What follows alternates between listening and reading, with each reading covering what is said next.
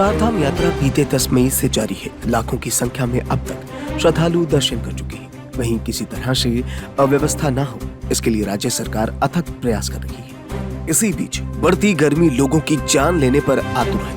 गंगोत्री यमुनोत्री धाम के बाद अब बद्रीनाथ धाम पर भी लोगों की जानें जा रही हैं। 3 लोगों की मौत के बाद अब बद्रीनाथ धाम में अब तक 7 लोगों की जान चली गई है।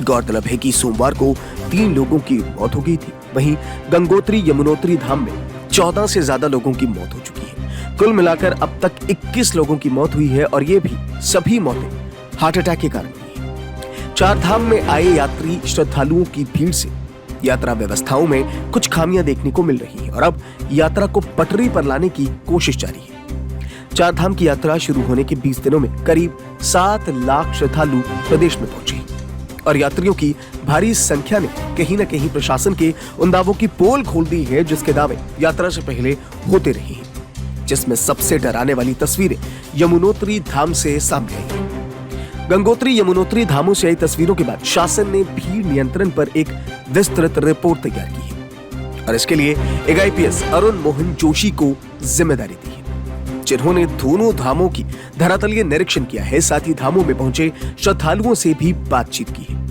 दोनों धामों में भीड़ नियंत्रण के लिए यात्रियों को केवल उन स्थानों पर रोका जाए जहां छोटा सा बाजार या कस्बा हो।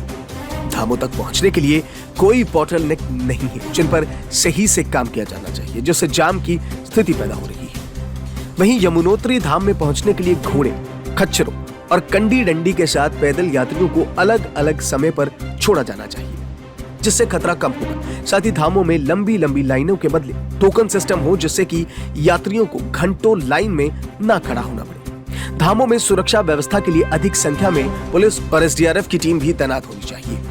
गनीमत इस यात्रा में शामिल 4 मंदिर यमुनोत्री, गंगोत्री, केदारनाथ और बद्रीनाथ है।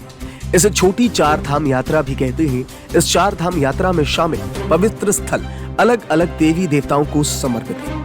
जैसे केदारनाथ धाम भगवान शिव को समर्पित है, बद्रीनाथ भगवान विष्णु को समर्पित है, गंगोत्री माता गंगा और यमुनोत्री मां यमुना को समर्पित है।